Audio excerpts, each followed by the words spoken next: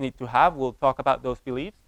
And second is know-how, understanding how to go about the learning process and how to go about the growth process. It is a combination of these two things that I think is the greatest opportunity for us to improve our teaching and learning environment in our schools, to succeed in the Common Core, and more broadly to prepare students for life outside of school. So I'll talk a little bit more about what they mean by beliefs and know-how, but first, let me show you a quick video of a child that is very, very excited because he has just realized that his beliefs lead to behaviors that lead to success. Let's take a look.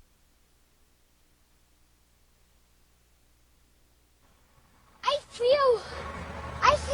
Do you feel alive? I feel happy of myself. I feel happy of yourself too. What do you got? Any words of wisdom? What about for all the other kids trying to learn how to ride their bike? Can you say anything to them?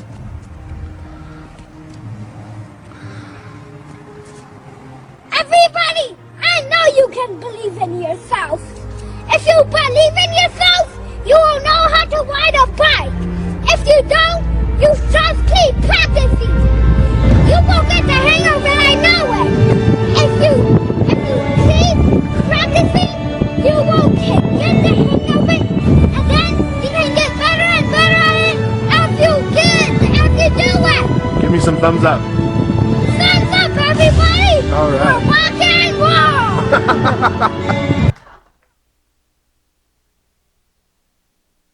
roll! That's one very excited child, and I think he's very excited, I think, because he just learned how to ride a bike, but I think he learned a much deeper lesson, which is that if he has a certain set of beliefs, he will go through the behaviors that will enable him to succeed. And he realized that if other kids have these beliefs, they will go through these behaviors that will enable them to succeed, and he's very eloquent in communicating that message. So what are the 4 beliefs that the research shows are critical for students to take on these behaviors that will enable them to succeed?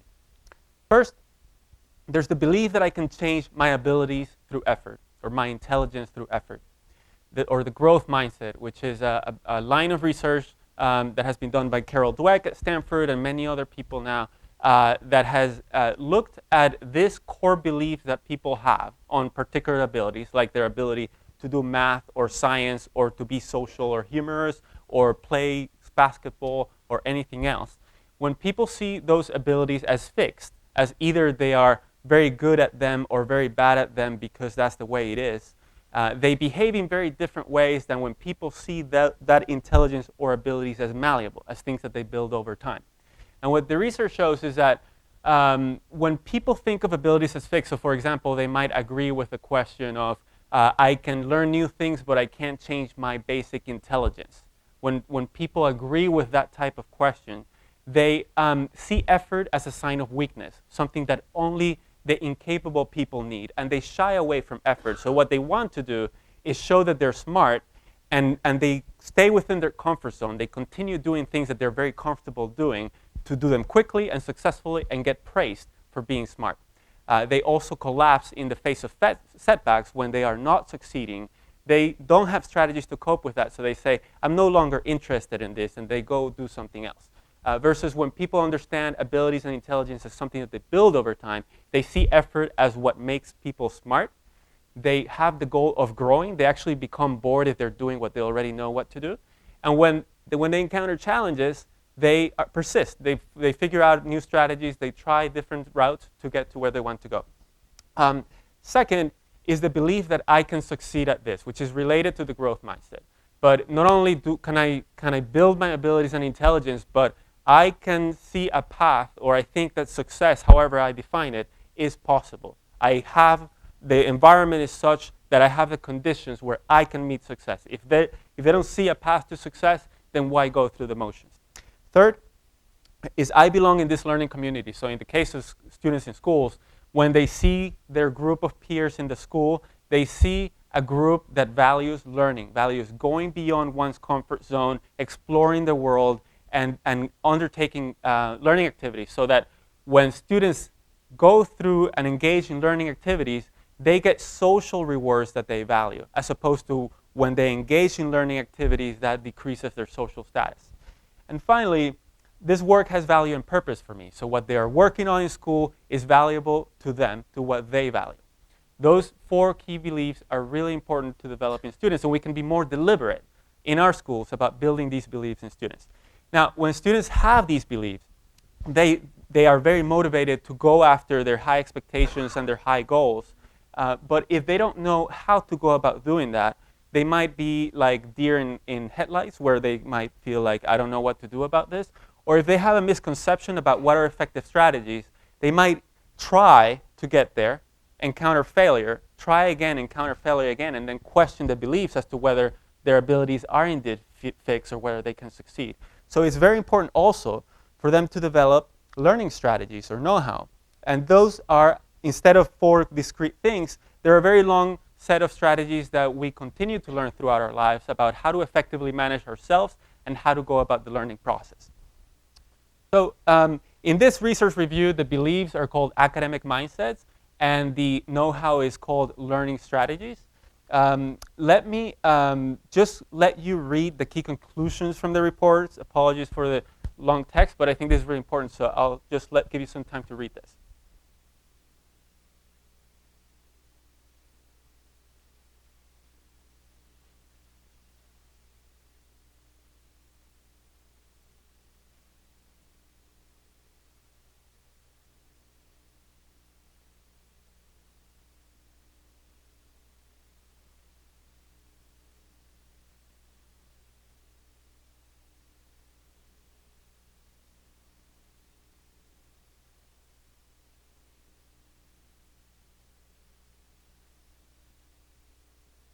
All right, so let's put it all together. Let's take it a step further up and think about what is everything that students need, or what is a framework to think about everything that students need in order to succeed.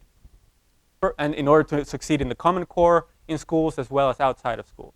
So first, one thing that students need, just like any other human being, is to meet the physiological needs, like the need for food, for safety, both physical and emotional, for connection to other people.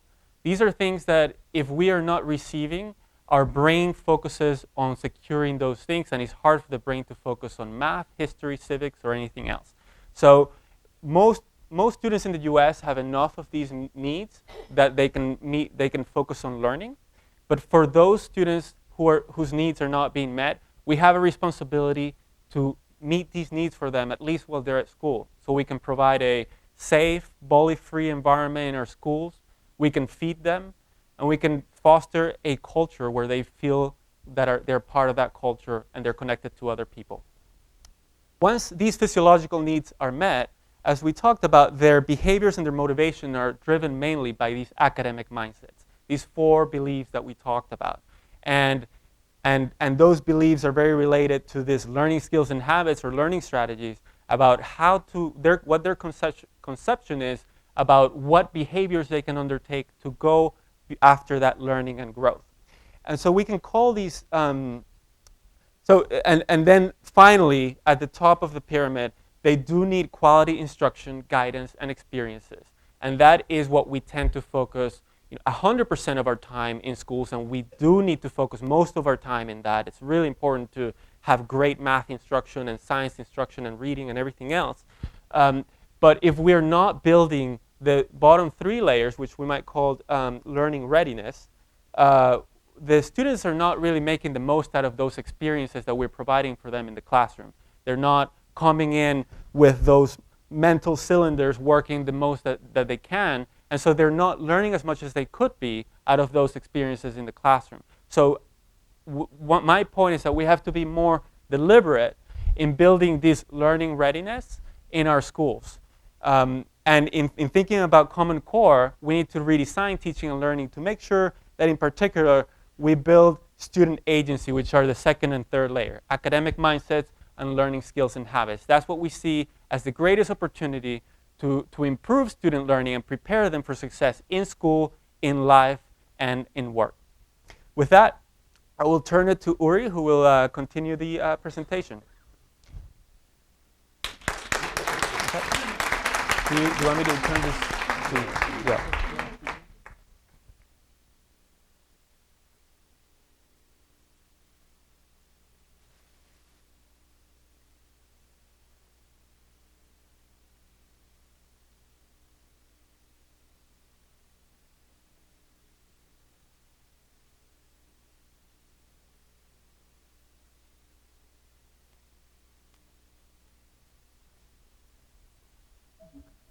Lisa, thank you. Ann Bowers, thank you. And Eduardo, thank you for that great talk. As philanthropists, as educators, we live in a world that is flooded with solutions. School superintendents are bombarded with solutions to problems. Philanthropists live in a river of solutions. In such a world, it's useful to step back and think about what are the problems that we have to solve as families, as communities, as a country. This leads into what the problems are that the Common Core is trying to address. But I just want to reflect a moment on your beautiful talk, Eduardo. What is the central problem that these mindset ideas, which are the base of Mindset Works and of Agile Mind academic youth development programs, what is the core problem? In my view, almost all students leave school in the United States with a long list of things that they believe they are not. They believe they are not mathematical, they are not scientific, they are not artistic, they are not musical, they are not literary. And if you are allowed to, and they leave with a very short list of things that they think they might be, and a long list of things they're positive they're not. The effect of this is a corrosive deterioration of personal freedom. When people are burdened with a long list of things they believe they are not, it erodes their personal freedom, which is the freedom from which all other freedoms emanate. So this is not about raising math test scores by, effect size of 0.2. This is a fundamental issue about human capacity. So what is the problem that emanates from this? What is the challenge? Our children today live in much more complicated worlds than children of 20 or 40 years ago. They live in a multiplicity of worlds. They live in virtual worlds, civic worlds, political worlds, academic disciplinary worlds, religious worlds. And the question for children is, how do they learn to navigate the boundaries of these worlds, climb into them as owners, as having the privilege to explore them and be part of them? That's the core. If you're poor or you're an outsider, research has shown that you see the world as this homogeneous, distant place where you don't belong. You can see this in Latino communities in this area. Respect and privilege, they respect the school systems, but they assume that that world will take care of their children. They are not able to crawl into it and take active roles in it in too many cases. So the challenge of this psychological work is, how do we help kids enter different social worlds and navigate the boundaries of those worlds in ways in which they can master the expertise, feel capable? That's the core of the work.